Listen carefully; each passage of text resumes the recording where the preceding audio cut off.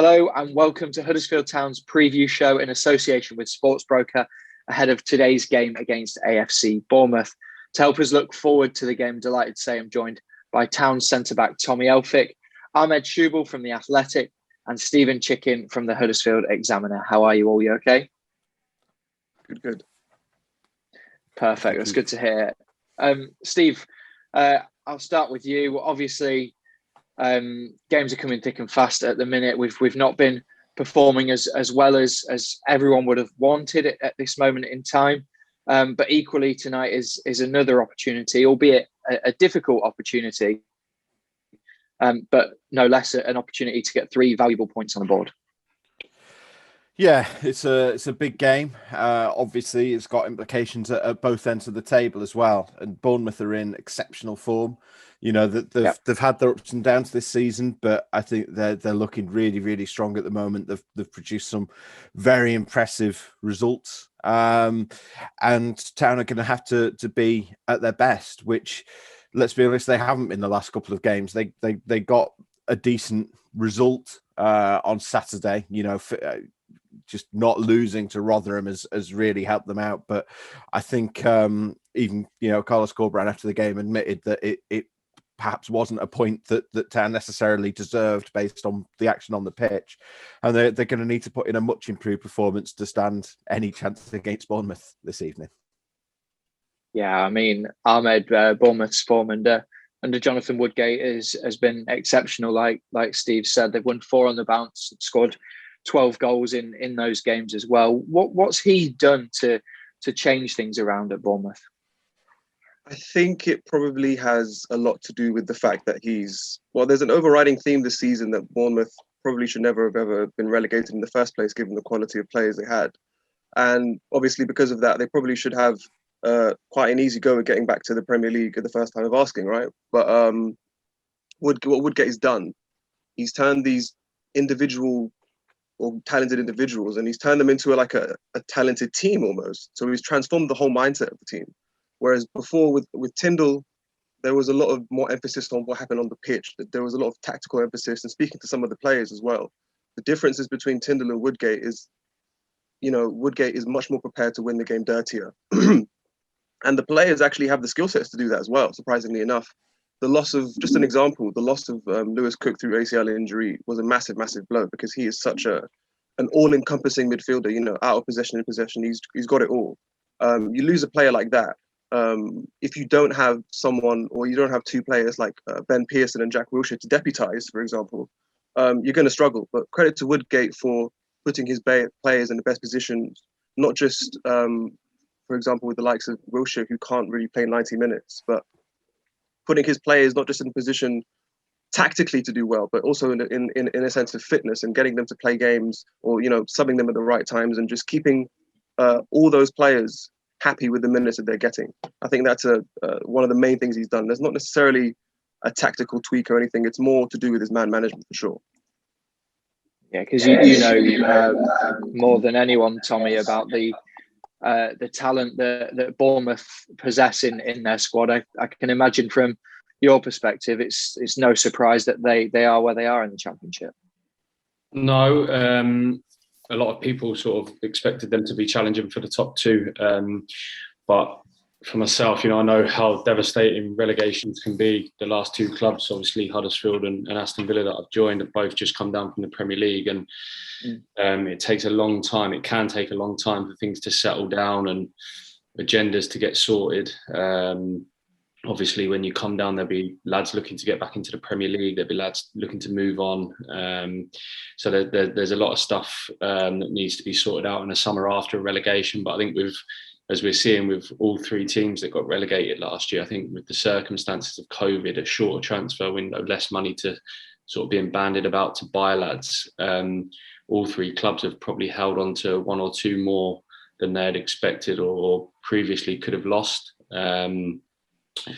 I think this Bournemouth team is a totally different Bournemouth team to the one that I went up in. I think they've got some real individual sort of quality that they rely on at times. I don't think they're sort of afraid to admit that. I think when you look at the performances of especially sort of Begovic this year and Danjuma, they've been two huge sparks for them. And as Ahmed said, that they're coming right at the right time. They're coming with a wet sail, and looking to sort of get into them playoffs with a little bit of momentum now.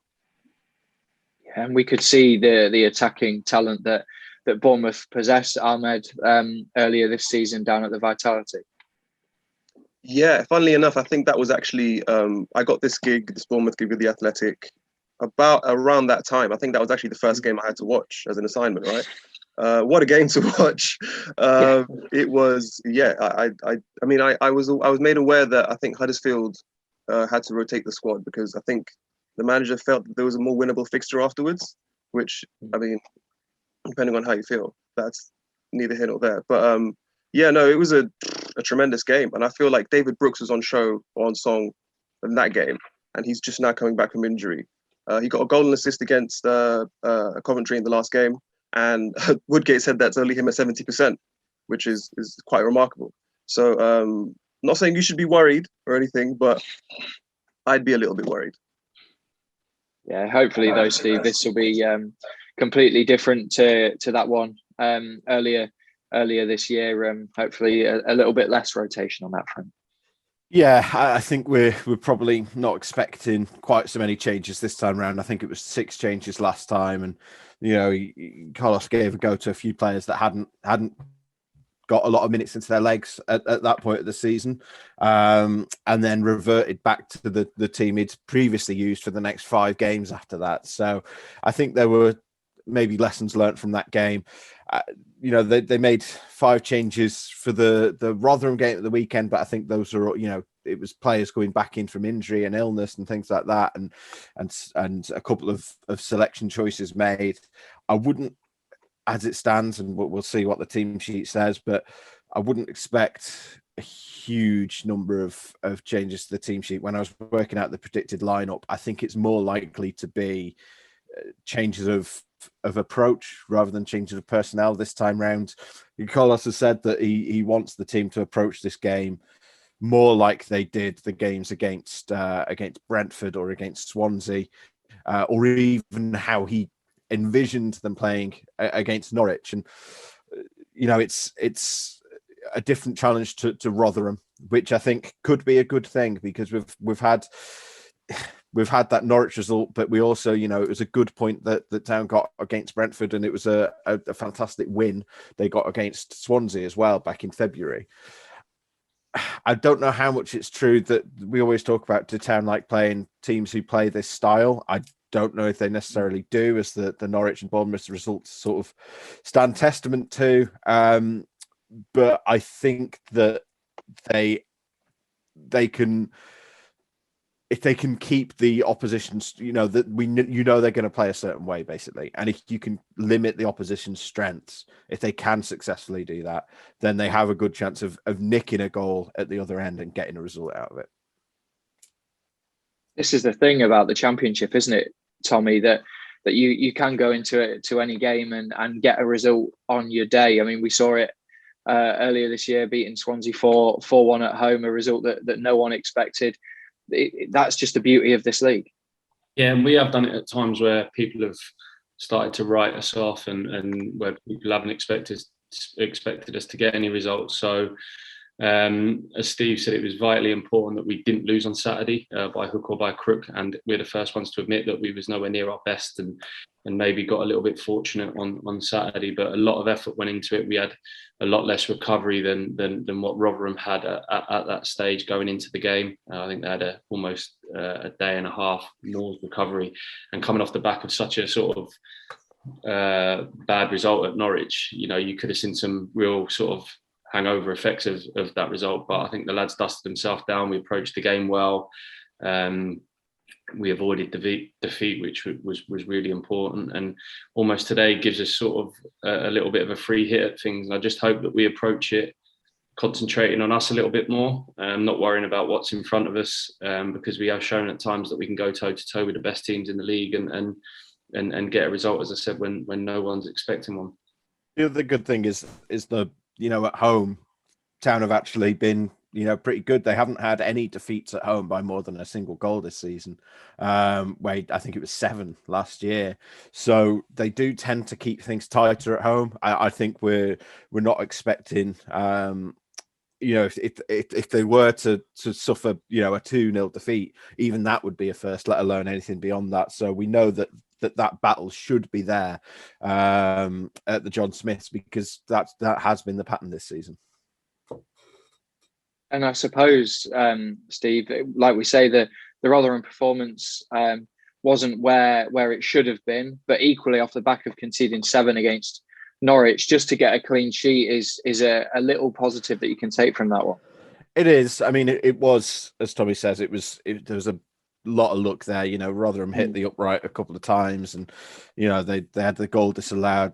They would say they should have had a penalty, and they missed that sitter late on. So it's too many chances given up. I think anyone would say that. But as you say, the result is the most important thing at this stage of the season.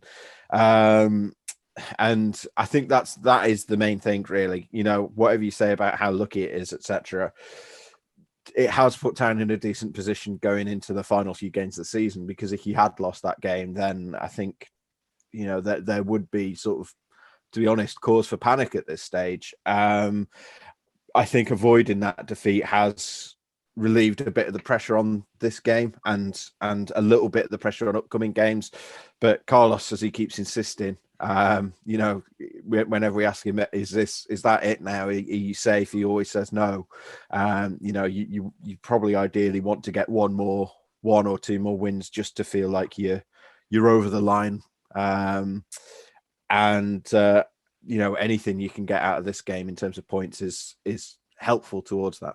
It's the game in hand, isn't it? So, if you can turn it into points, then you've used it well. And I suppose on the flip side, Ahmed, Bournemouth are looking over their shoulders to make sure they can secure a playoff spot. Yeah. Things are slowly looking in Bournemouth's favour in terms of the table. Reading, I think, lost in their last game, which allowed Bournemouth to leapfrog them into 6th. So first time in a couple of weeks that Bournemouth have been in the playoff places, and now that they're in there, and I guess they're in form, they'll definitely be feeling that they can put their foot down and really get the results that they should have been getting throughout the season, if we're honest. But I think they're aware of what's in front of them, the task in front of them, and now more than ever, they are capable of putting games to bed in a way we haven't seen before. I mean, I think the main problem with Bournemouth has been in the games that they lost. Just by sheer virtue of the quality of players they have, they're always going to have at least one major chance in a game, or create one major chance. It's just about whether or not they take those chances. And for Bournemouth, particularly in the sticky period just after Christmas, they were always missing those chances at the beginning of games. And then, for example, if you're playing against a Cardiff, or you're playing against a Derby County, for example, if they score first and they play 3 at the back, they now have 8 men behind the ball, and it's even more difficult to break them down. So it's about breaking that habit of letting the opposition team, if they're less favoured, stopping them from scoring first, so you can sort of dictate how the game progresses. And Bournemouth have the players to do that. Yeah, absolutely. It would be so much harder, wouldn't it, Steve, to go 1 down to a side like Bournemouth, because you'll have to open up a little bit more.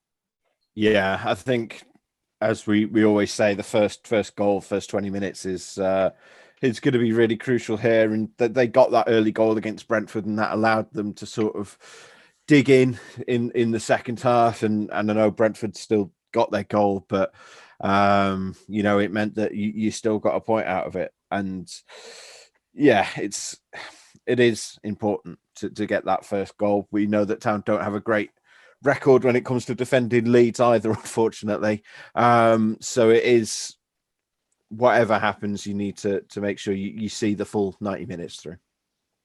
Yeah, absolutely. And Tommy, I just wanted to touch upon you. We did a big piece in the programme and the website about your return and your struggles. I have to say, personally, it was great to see you back in the matchday squad for that Norwich game, albeit it wasn't the result we wanted. But for you, it's a massive, massive moment, wasn't it, after the 18 months that you went through? Yeah, it was. Looking back, it was, but albeit a bit brief.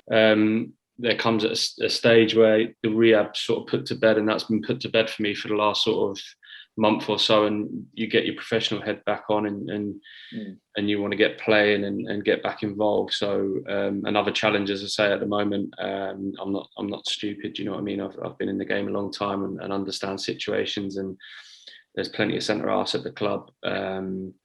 Through the injuries that we've had since I've been at the club, you know, we've had to go and reinforce that area. We've now got plenty of them back, and those lads have actually been doing all right. I've felt quite sorry for them at times, but their performances, especially even like when you say you've been beat 7-0, but Keezy and Naby didn't actually come out the game with too much discredit. You know, they battled away and done all right. So as I say, there comes that point in the rehab when you're back involved and you want to get playing and get back involved a little bit more. But as I say, we're in a different situation now. I'm fit, I'm ready, I'm appreciative of that, and just enjoying everyday training, really.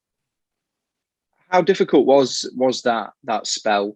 Firstly, getting over and kind of getting to pre-season for the 2021 season and thinking, I've got a chance here, I can show Carlos what I can do, and then having that second setback. Yeah, it was a nightmare, really. I mean, looking back now, it's sort of probably was worse than I ever admitted. Not only the setback of the injury, but the change in sort of managers and the change in sort of style of management, if you like, and you know, things changed a lot over the summer at the club. And when you're not involved and you're not out there every day learning the new methods and the new sort of way, it's hard to make that ground back up on other lads, as we're seeing now. So yeah, listen, with things like the lockdown and rehabbing at home, and it was an absolute nightmare, to be honest. But as I say, I'm 33, I'm not 23, so it's not like I'm looking over my shoulder worried about what's to come next for me. I've always been sort of the mindset that my life in football would always be 30, 40 years, not just a 15, 20 playing career, you know. So listen, just get to the summer now as in one piece, and hopefully if I decide to carry on next season, get a good pre-season in somewhere if someone sees a need for me in their squad. If not, I'm not afraid of getting on the other side and to get going with my next chapter in football. That's something we've spoke about, isn't it, Stephen? You mentioned it on one of the other shows or a press conference, I believe, about something Danny Cowley said last season, that Tommy could go on and pretty much do anything in football, whether that be a scout, a head of football operations, or a manager, a coach, etc.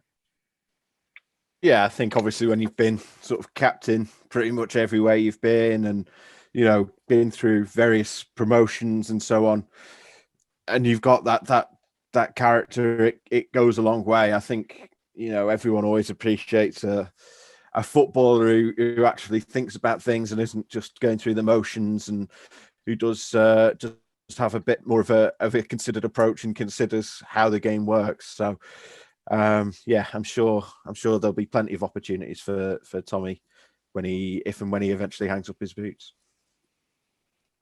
I just wanted to say, Tommy, as well, we in that piece that we did, you mentioned that for this moment, it wasn't so much for you, the relief for getting back on the pitch. It was to show your gratitude to the physios, to Steve Humphreys, who you worked closely with. You said you probably spoke to him more than you have done like your wife over the last 18 months.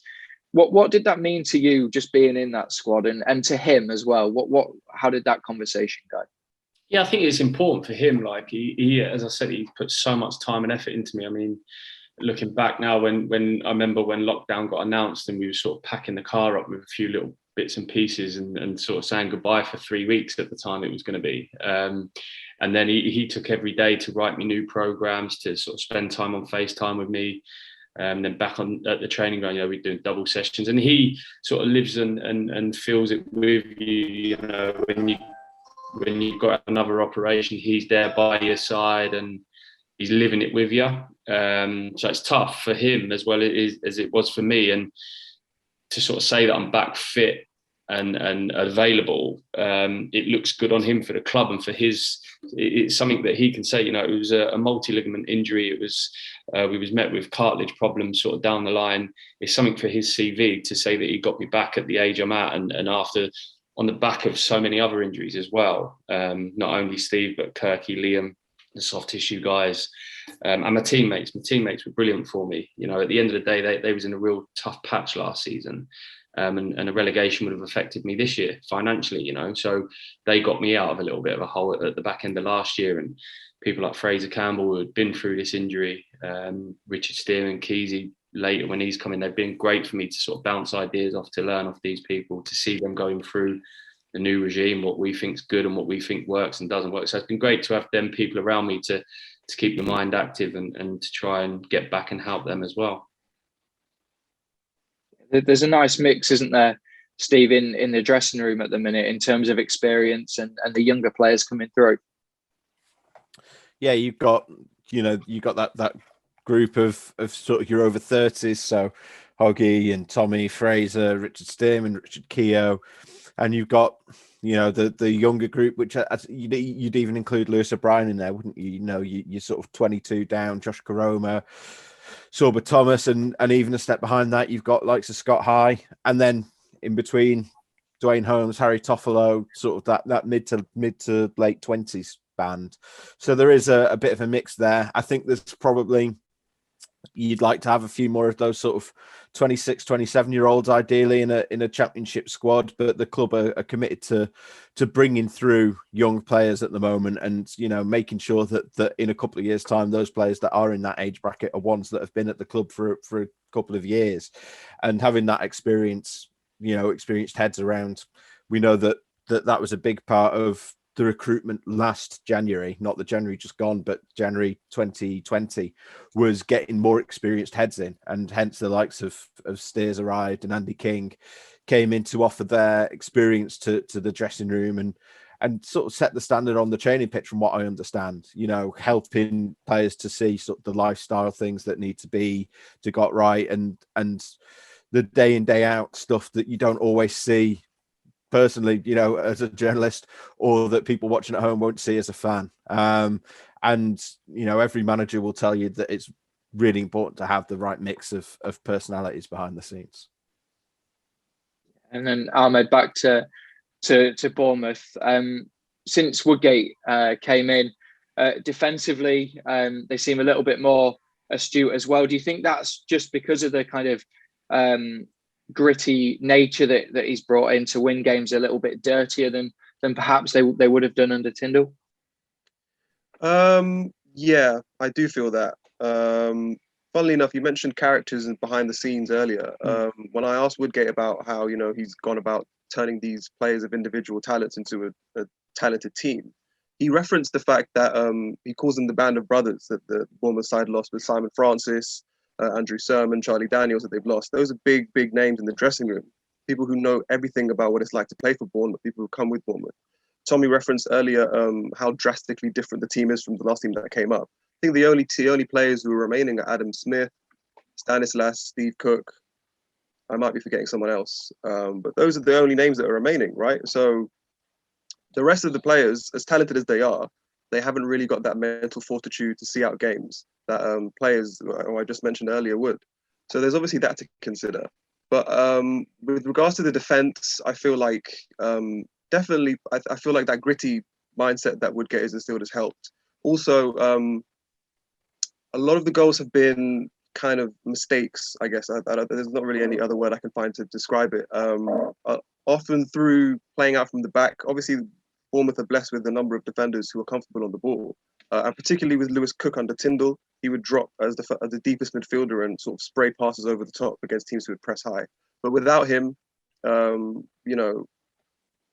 have often resulted for winning second balls and just knocking the ball long. And when you have players like Jefferson Lerma and Ben Pearson, you will win pretty much every second ball.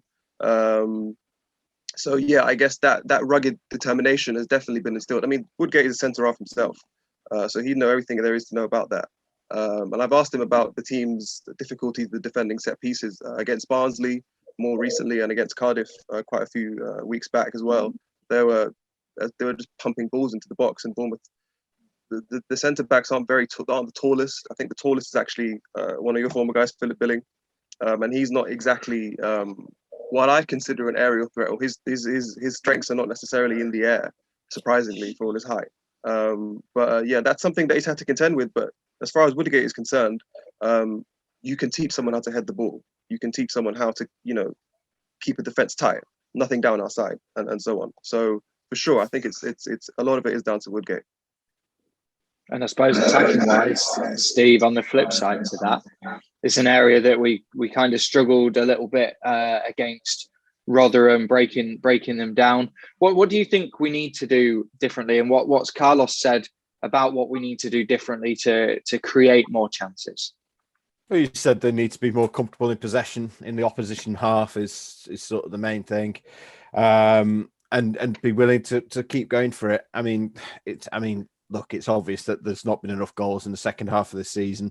15 goals in the last 18 games since the turn of the new year, and it's been either 1 or 0 in all of the last 9 games. So there's obviously a bit of a struggle to create chances there, and that's the other thing that Carlos mentioned is that chance creation, getting yourself into good positions and executing well, because there have been moments against, there are a couple of moments against Rotherham where I think you almost had a 3-on-1 at one point and still managed not to get into the box, just because the final ball was just that little bit lacking, that little bit off. So it's making sure you execute well when you do get into good positions. And to be honest, I think that probably some of the players that have been missing, likes of Alex Vallejo, Carol Lighting, Harry Toffolo, Josh Koroma, are the players who you would look to come up with that moment of quality, either with the pass or with the final shot. And I don't think sort of all of them being absent at once has particularly helped in that regard. But you need to find a way. And, I think Carlos has acknowledged that the team has had to adapt to playing a slightly different way. I think we're yet to see the best out of Yaya Sanogo in terms of threat in front of goal. I think he's done a great job in terms of being a target man, playing with his back to goal and try to bring others into play. But I think he's yet to quite find his feet in front of goal. So you can get your wide men going again, and there's been a lot of disruption there through injury on the wings and at wing back. If you can get your flanks firing again, then there's an obvious opportunity there to get balls into the box for Sanogo to convert. So yeah, it's everything. Unfortunately, is the answer. But we know that on their day they can create chances and put them away. And if they can keep the score down at the other end as well, then as I say, you could end up getting a point out of it, or even 3. Yeah, and on a positive note as well, the likes of Carol Lighting, Josh Koroma were back in full training recently as well. Rolando Aarons could return as well, Steve. Yeah, Carlos said he's going to be looking for Carol and Josh to be playing B team football soon. They're going to try and get them in B team action, give them a bit of a step to the first team. Said Rolando Aarons is a bit closer. We could well see him in action this evening, because he was on the bench at the weekend as an unused sub, so that could make a big difference. And as I say, it's how it depends how Pippa can go as well, because Carlos has explained that he's got a groin issue that's unlikely to turn into anything serious, but he's just going to have to sort of grit his teeth and play through the pain with it and learn to cope with that. So if he can adapt to that and can manage to get a few more minutes under his belt and learn to play through it, and sort of be comfortable with the discomfort, as Carlos put it, he could make a big difference, because he was obviously a big miss against Norwich and went off against Brentford and Rotherham and was a miss in late on in those games as well. I don't think it's a huge coincidence that Rotherham, the majority of the chances they created came after Pippa went off. Just finally, Tommy, with you, like we say, we're coming into crunch end of the season now. Lots of points still to be played for, and a battle for survival still on our hands. How aware is the squad of the challenge that is in front of them, and how can you and the rest of the experienced lads help some of the younger guys, like Aaron Rowe, for example, that may not have been involved in a battle like this, make sure that we don't falter. Yeah, I think you don't lose sight of it, whether you're at the top or the bottom. You're always sort of aware of the situation and where you're at. The thing that's been hard to sort of deal with for our group is that we were flying before Christmas, and unfortunately we was looking up rather than down. And unfortunately, since the turn of the year, various reasons, I think as Steve mentioned there, massive losses, Carroll Whiting, Harry Toffolo especially. Pip has been hanging on a little bit. With the nature of the season, with games coming every sort of Saturday and Tuesday, it's just been nigh on impossible. When you look back at the Bournemouth, the first game at Bournemouth, we had no other option but to make those changes. Norwich last week, we had to make the changes just to get people through. When you see Yaya coming in and can he go again tonight? You might have to sacrifice him to sort of get a fresher body on. So we are very aware of where we are. We know that we don't need to do a lot more to get over the line, but the sooner we do it, the better. Can give the likes of Fraser and Hoggy, who probably need a rest, Pippa, who need the rest as soon as possible. So we understand the situation. As I say, when the back has been against the wall for us this season, we have dug a result out. So hopeful that we can do the same tonight. Yeah, fingers crossed. Tommy, Ahmed, Steve, thank you very much for joining us. Town fans, if you're a season card holder, you will get free access to watch the game on iFollow HTAFC. If you're not a season card holder, then you can purchase a match pass for £10 on iFollow. The game will not be on Sky Sports Red Button. Thank you very much for watching.